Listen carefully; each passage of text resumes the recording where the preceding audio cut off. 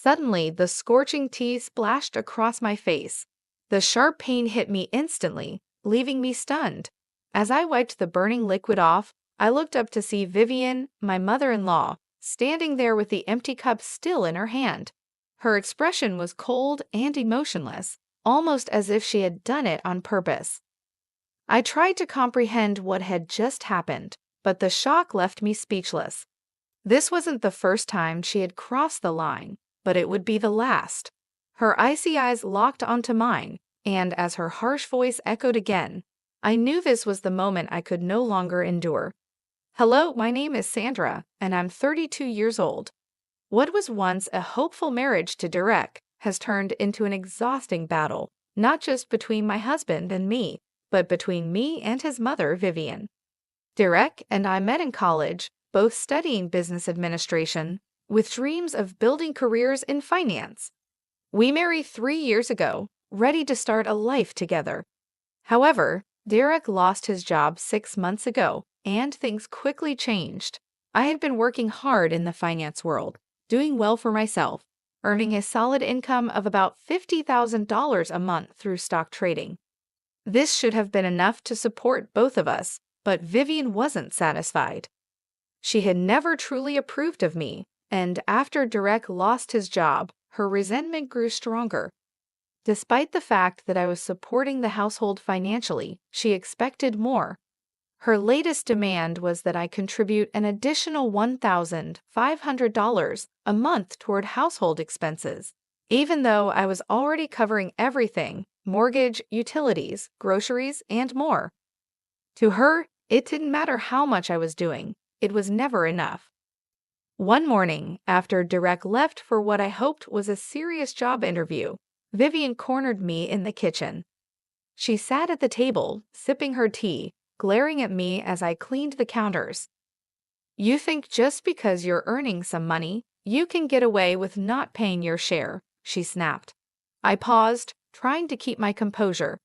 "Vivian, I'm already covering all the bills. What more do you want?" "I want you to contribute $1,500 a month," she demanded, as if it were the most reasonable request in the world. "I'm already paying for everything. I don't have anything left to give," I replied, my voice steady but firm. Vivian's eyes narrowed. "Then maybe you should think about leaving. If you can't pull your weight around here, you don't belong in this house."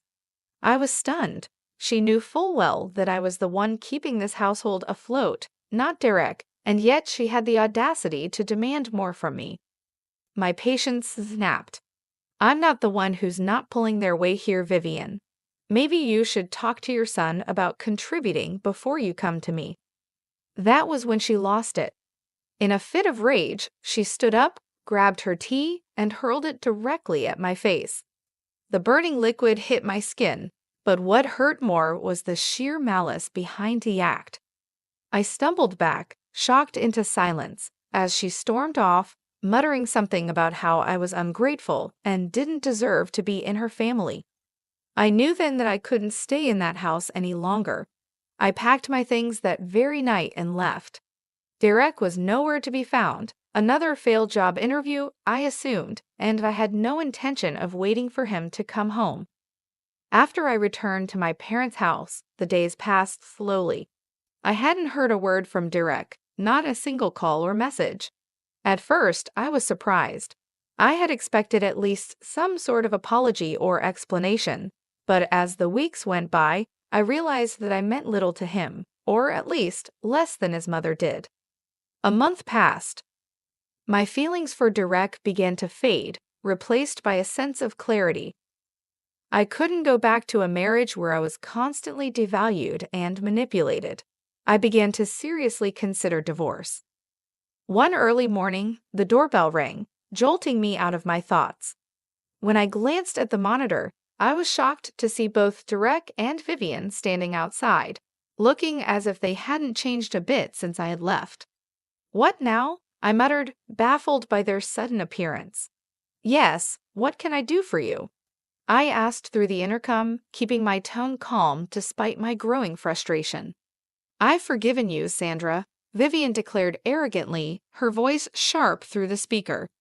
Come back home now. Forgiven me? I repeated, confused and angry. For what, exactly? I hadn't done anything wrong, and yet here she was, acting as though she had some sort of authority over me. Without waiting for an answer, I ended the intercom call and walked away from the door, my heart racing with anger.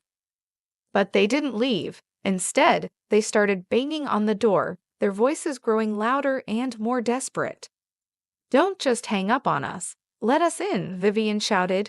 Reluctantly, I opened the door, more to avoid disturbing the neighbors than to listen to whatever they had to say.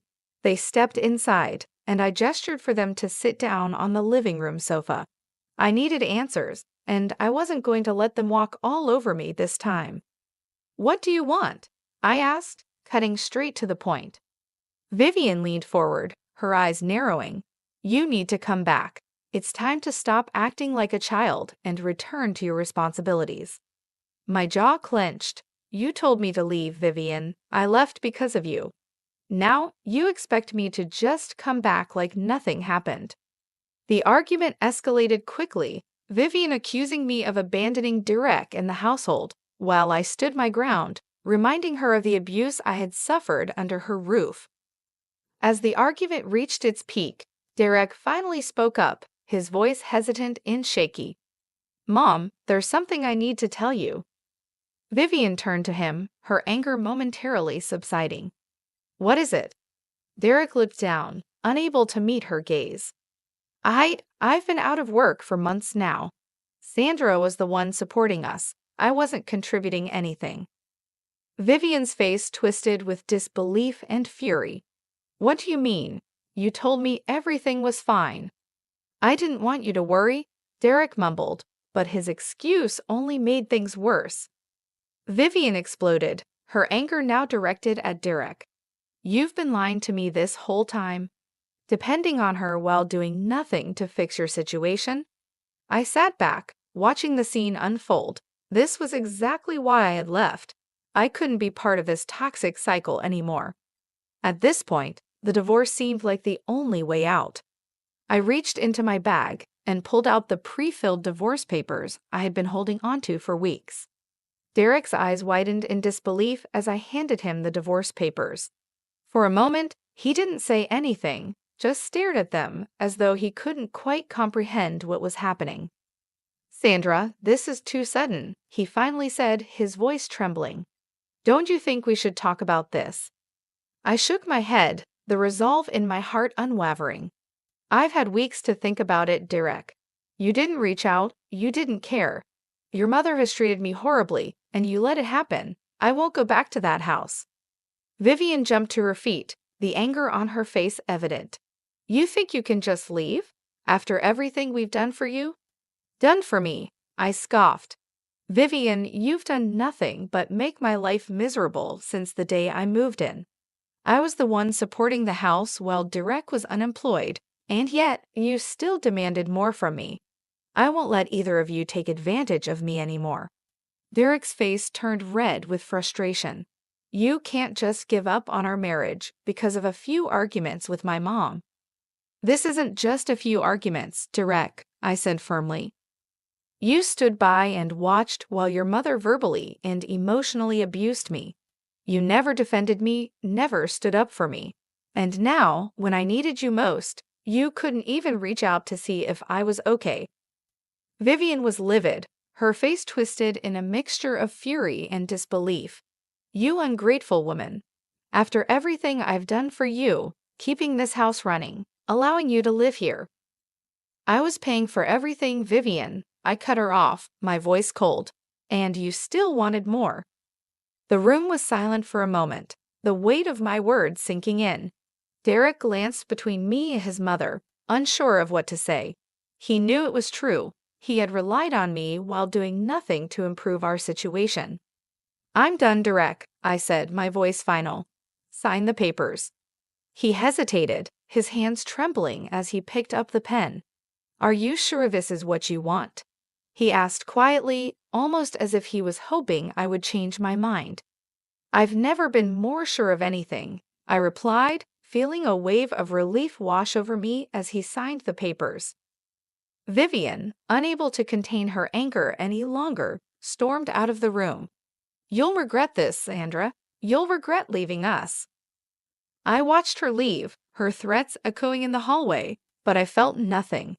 No fear, no regret, just relief. It was finally over. 3 weeks passed, and life at my parents' house was peaceful. The divorce papers had been filed, and I was beginning to move on with my life. One afternoon, I received a call that took me by surprise. It was Vivian. "What do you want?" I asked, keeping my tone neutral, though my heart raced with anxiety. "Sandra, the electricity and gas have been cut off," Vivian said, her voice laced with desperation. "I know you're no longer with Derek, but could you at least help us pay for this month's bills, just until Derek finds a job?" I couldn't believe what I was hearing. After everything they had put me through, she had the audacity to ask for my help. "No, Vivian," I replied firmly. "I'm not responsible for your household anymore. You should ask Derek to take care of it." "He can't," she snapped. "He hasn't found a job yet, and we need help." "I suggest you figure it out," I said calmly, my hand hovering over the end call button. "I'm not getting involved anymore." "You can't just abandon us like this," Vivian shouted, her voice filled with anger and desperation. "I'm not abandoning anyone. I'm simply moving on," I said, and with that, I ended the call, blocking her number. A few months passed, and life finally began to settle into a new normal. I was thriving at work, focusing on my own goals and happiness. One day, I received a message from Derek. He apologized for everything, admitting that he should have stood up for me. He had finally found a job at a factory, but despite his apology, I felt no need to re-engage with him or his mother. I decided to block his number too. I had moved on, and there was no point in reopening old wounds. 8 months after the divorce, I met someone new. His name was Eric, and he was kind, dependable, and respectful. Everything I had longed for but never found in Derek. We weren't rushing into anything serious, but for the first time in a long time, I felt happy and at peace. As for Vivian, she finally faced consequences for her actions. After I filed a legal complaint about the tea incident, she was charged with assault. The court imposed a fine, and she was sentenced to community service. The legal system recognized her behavior for what it was, abusive and unacceptable. Derek, on the other hand, was forced to pay spousal support, a fitting consequence for his inaction and reliance on me throughout our marriage. In the end, I had gained more than just freedom from a toxic marriage. I had gained clarity, confidence, and a new sense of peace. As months went by, my life took a turn for the better. I had left behind the toxic environment and the constant manipulation, and for the first time in years, I felt like I was truly living for myself. My career in finance continued to thrive, and I enjoyed the freedom that came with it. Every now and then, I would think about Derek and his mother, but those thoughts didn't linger for long. I had closed that chapter of my life, and there was no going back. Eric and I grew closer, and though we weren't rushing anything, the connection between us felt real. He was patient and supportive, qualities I had longed for during my time with Derek. There were no demands, no endless expectations. For the first time in a long time, I was able to focus on what made me happy. One afternoon, while I was catching up on some work at a cafe, I received an email that sent a chill down my spine. It was from Derek's lawyer. The subject line read, "Request for reconsideration of spousal support." I opened the email, my heart pounding, but as I read through the contents, a feeling of calm settled over me. Derek was appealing to reduce the spousal support payments, citing financial difficulties. Apparently, he had been struggling to make ends meet ever since our divorce, and Vivian's health had taken a toll on their finances as well. He claimed that the factory job wasn't paying enough to cover both his living expenses and the spousal support. I knew what they were trying to do. They were hoping that I would feel guilty and reconsider, but I was done playing their game. I had paid my dues, both emotionally and financially. I forwarded the email to my lawyer, confident that the law would be on my side. A few weeks later, we went to court. Derek and his lawyer argued that he could no longer afford the spousal support due to his difficult financial situation. He presented documents showing his meager earnings from the factory job, while also highlighting Vivian's growing medical expenses. But my lawyer was ready. She pointed out that I had been the sole financial provider for our household during our marriage, while Derek had done little to contribute. The spousal support was fair, considering the years I had spent supporting him and his mother.